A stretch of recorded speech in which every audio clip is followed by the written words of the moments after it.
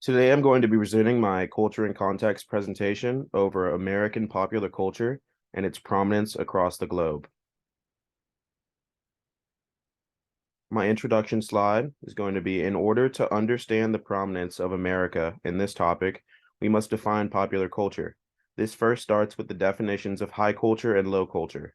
Low culture, the cultural activities of the non-elite, such as game shows, professional wrestling, graffiti, talk shows, etc., or anything that's not expensive to go to, basically. High culture is going to be the cultural activities of the elite, such as ballet, opera, symphony, etc. Popular culture can be thought of as very similar, if not the same, as low culture. The phrase was popularized as the media consumption of the non-elite started to grow in the early part of the 20th century. Most of the internationally circulated popular culture is from the US, and this started back in the 1920s as the government believed that having our movies on foreign screens would drive international sales of US products. And over here on the right, we have a little bit of a graphic on low culture and high culture and some examples of both. Next slide is going to be relating the chapter to my topic. So it's going to be chapter 9, popular culture and intercultural communication. It's going to start with understanding what kind of popular culture people love or hate is tricky, but the tools that are used by most American media companies may be the reason for their success abroad. For example, advertising offices of your favorite magazines use something called reader profiles, or the portrayals of readership demographics prepared by magazines in order to better understand their demographic and who they should be catering toward. Another important tool to help in understanding the influence of American popular culture is Stuart Hall's encoding decoding model of 1980.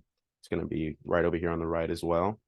Encoding is the process of creating a message for others to understand, and decoding is the process of interpreting a message.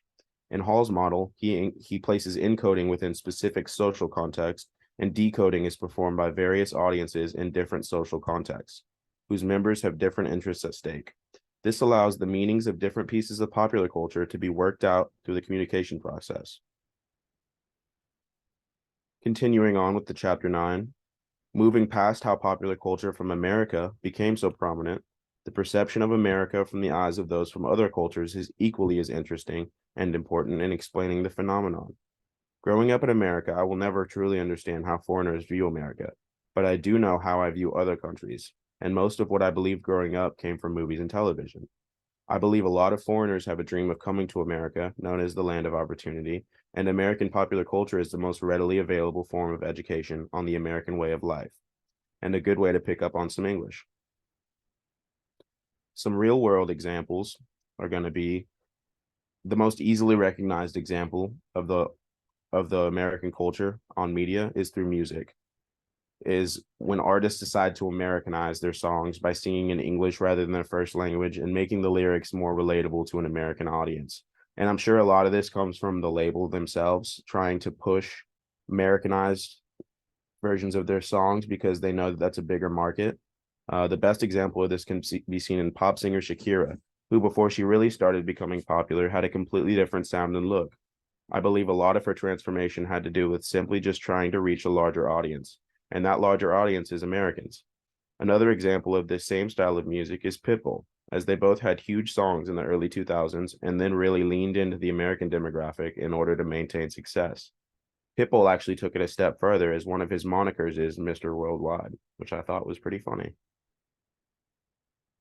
And for my discussion question, it's going to be, can you think of a time when popular culture has shaped your worldview, and how did it do so?